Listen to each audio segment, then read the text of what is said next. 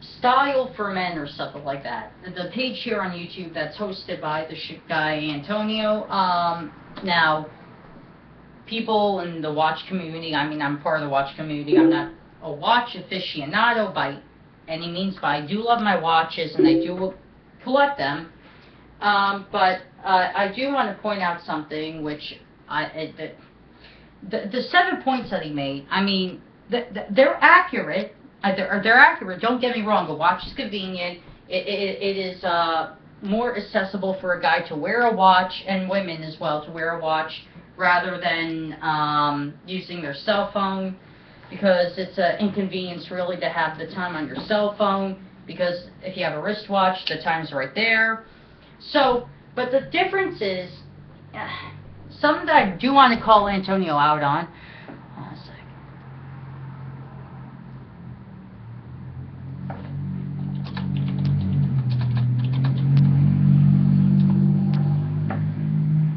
Anyway, he said that watches are put time and effort into making, which is true. Some of them do put time and effort into making a watch. However, most watches are not made like that anymore, and I'll prove my point.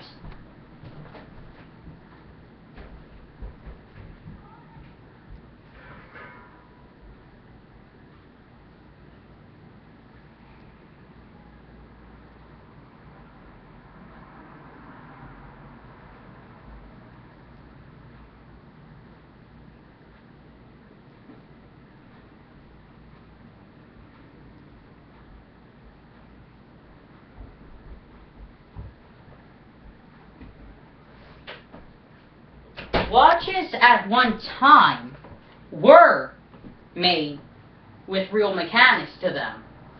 For example, this Fidelia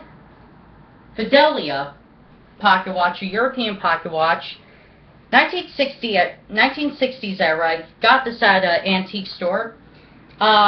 I brought it to a Murphy Jewelers near me, see if the guy could, repair it. But he said since it's mechanical, it's not even worth the time. And I can understand his viewpoint. But watches are not made like this anymore. You know why? Because too much time, too much effort, and too much demand for a new watch to come out from the watch community like us.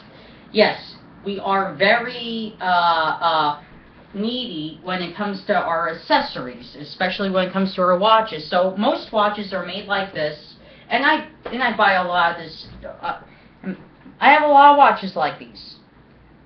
I buy them at Walmart. I feel guilty after buying them at Walmart, but the reason why I have them is because, one, they're inexpensive.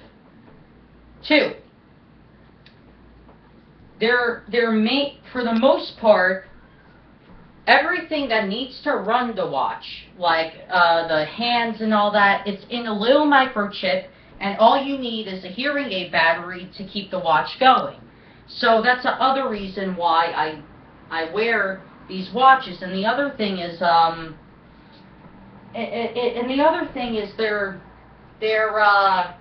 if the straps break, you can replace them. I do have a fancy watch though. Fancy watch as in a sterling silver timepiece. Now that is made like this. It's a microchip. It's a big microchip inside the back of the watch. I don't need to open the watch to know that's a big microchip. And you need a special battery that only sterling silver carries.